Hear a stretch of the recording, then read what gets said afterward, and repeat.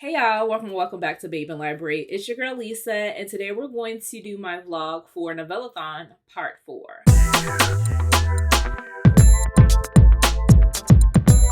Now, Novellathon is brought to you by 4 women. You've got Ava, Samantha, Tiffany, and Rachel from @Rachel Reads and Sings, and today is actually Rachel's birthday, so happy birthday, Rachel. Novellathon started yesterday, and I did read one book, which was Set the Record Straight by Hannah Bonham Young. This was a recommendation from Samantha. This is a sapphic, fake dating, queer awakening, childhood friends to lover story that I just thought was so precious.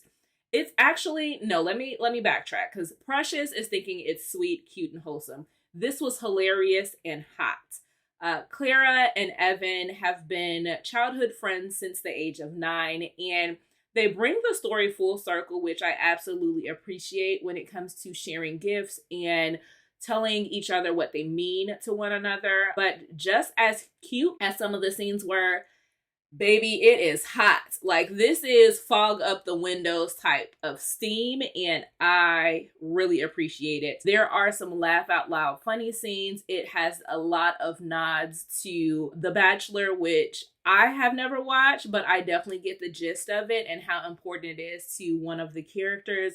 If you are looking for your holiday cheer and you're looking for it to be queer, which this does fit the LGBTQ reading prop, as well as the disability representation.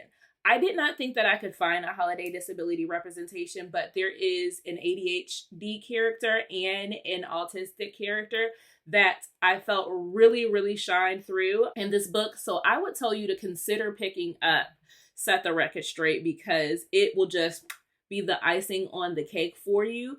But there are some additional reading prompts, and I am a mood reader, so I don't want to get too much in it. And I do know we've got less than 40 minutes left until the live show. So I do know today I'll be reading 2 books for sure. I'll be picking up the group book, which is Trick Shot by Kayla Grassi, or Kayla Gross, however you pronounce her last name. I did win this particular copy, so I do have a signed copy. This is the discreet cover. You all know that I am typically a people cover, but I did win this copy, and I think it's just as cute. I do also have a bookmark from Kayla, which tells me that she writes books for fat babes falling in love, which I did not know. And so if you are looking for plus size representation, this is a MMF where you have a plus size female main character. So I am interested in picking this one up. I know that everyone that has read it has loved it, so I'm hoping to do the same. I'll be reading this tonight during the live show. Okay. I love that. Eggnog espresso martini. Oh, yeah. Snowballed. I love that cover. That title. Snowballed. You said she did get picked up for an audio deal. Ava, Yes. is it already out? Yep. It's not out yet. No, she announced that it got picked up though. Oh, okay. I saw she announced we're getting a second book in the series, like the like Valentine's themed, and you love Valentine's Day, so I'm so happy. I can't wait. For me and what I'm reading, so I'm reading this bad boy. This is called Snowed In with a Dragon by Sarah Ivy Hill. This is the author that I told you about that wrote that bizarre alien monster romance where like the hero is a giant that's red and the heroine fits in his hands. That's the same author. Messaging you and being like, how does this fit? I need to know what's going on. I can't spoil it. It's a wild book. I loved it. Okay, so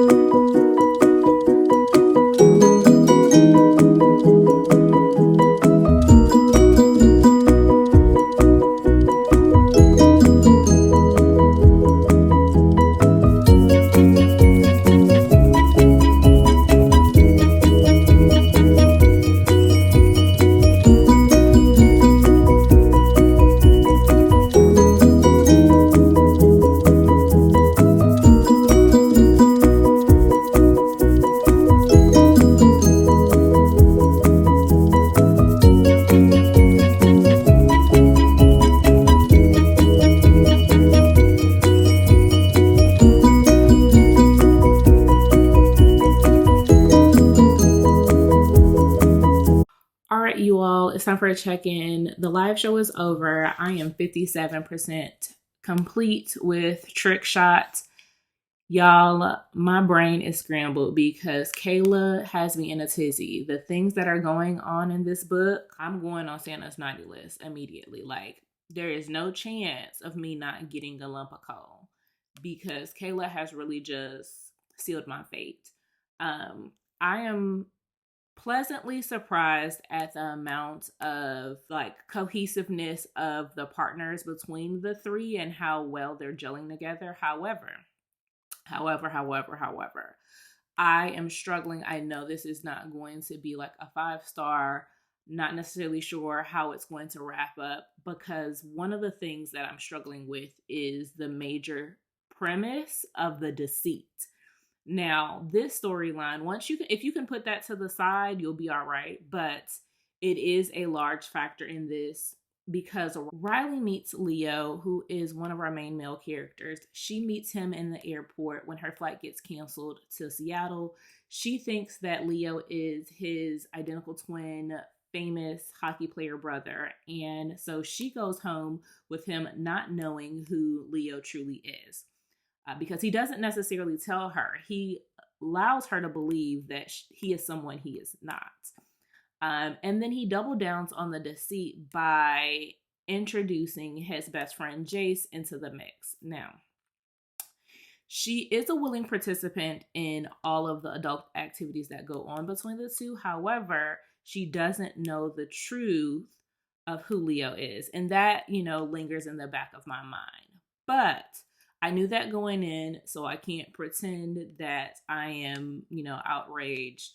I just know that once I put that aside, this top tier spicy novella for the holiday. So it's time to wrap up Novellathon. I'm trying to make this quick because it was a quick weekend. We only had Thursday to Sunday, which was plenty of time for me to read, but not a lot of time for me to film. So since I last spoke with you, I did finish Trick Shot and I read 2 more novellas. Wrapping up my thoughts on Trick Shot, I am rating it probably like a 2.75. Don't get me wrong, the spice, fantastic, unmatched from a novella standpoint. Also, the way in which the thruples dynamic works is beautiful. I haven't ever read a polyamorous relationship that worked as seamless as this one because it is insta-love. And I typically don't like insta love, but the love between Jace and Leo already sets the stage. And then Riley appreciating and respecting their connection makes this throuple work. However, my issue still lies with the fact of me going in and knowing the premise, but seeing that it didn't play out how I wanted it to. I would have liked that Riley knew ahead of being intimate with Leo or being intimate with Jace, that she actually knew that Leo was not his brother Lucas. And since that never happened, it actually wind up, obviously we know, for dramatic effect, it came out on accident. That the way that Leo handled it for me was a little bit triggering because it felt like he was gaslighting her. I didn't necessarily like that part. If you can, like I said, put that aside, knowing what you're getting into and coming for the connection between the two and for the smutty times, you will enjoy this. After I finished that, I said, okay, let me switch gears. It was time to read a BIPOC representation Christmas book. So for that, I decided to pick up Finding Christmas by Bella J.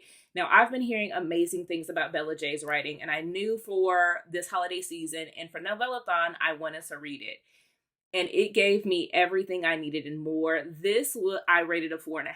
This is a small town second chance romance between high school lovers that had a found family element to it.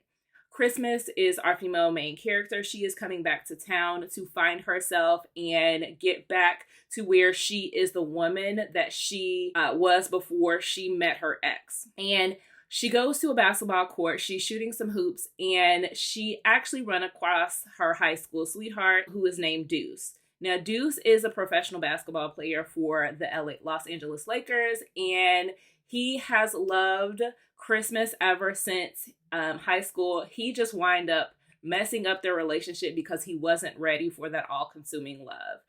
And he is back in town because his mother, who was ill, has now passed away, and he is back at home preparing for her funeral.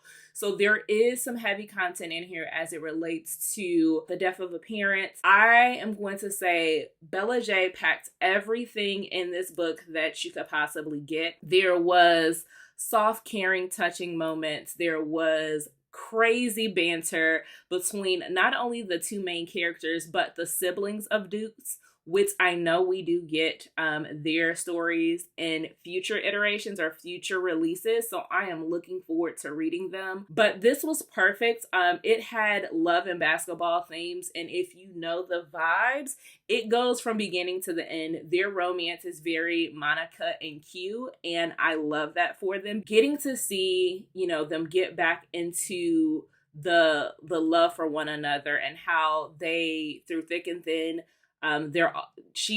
Christmas is always going to be there for Deuce and support him no matter what. And let me tell you, there are some obstacles that happen in this novella back to back, and it really shows how they can withstand anything, and you get to get their happily ever after. And I loved it. More will be read from Bella J in the future. I have a couple of other books that are already on my Kindle waiting for me to be read. Now, lastly, what I decided to finish off Novellathon with is Ho Ho Ho by Rosie Adams. This is a quick, I would say, smutty erotica that is hilarious. If I had to describe it, what I'd say is that it is silly, smutty shenanigans. I laughed out loud so much reading Ho Ho Ho. This is the book between Mila and BJ. Now, it starts off with a flashback because Mila is at a bar where she sees that BJ is bartending at. And she is spilling all her secrets to this man about how her ex-husband was found cheating on her, gave her chlamydia, and she doesn't know what to do because that's the only man she's ever had, and how she wants to get out there and have her hoe phase, right? So she is telling all of her secrets to this man, and he decides that he is going to be like, I support you. You need to do what they call Operation Reindeer.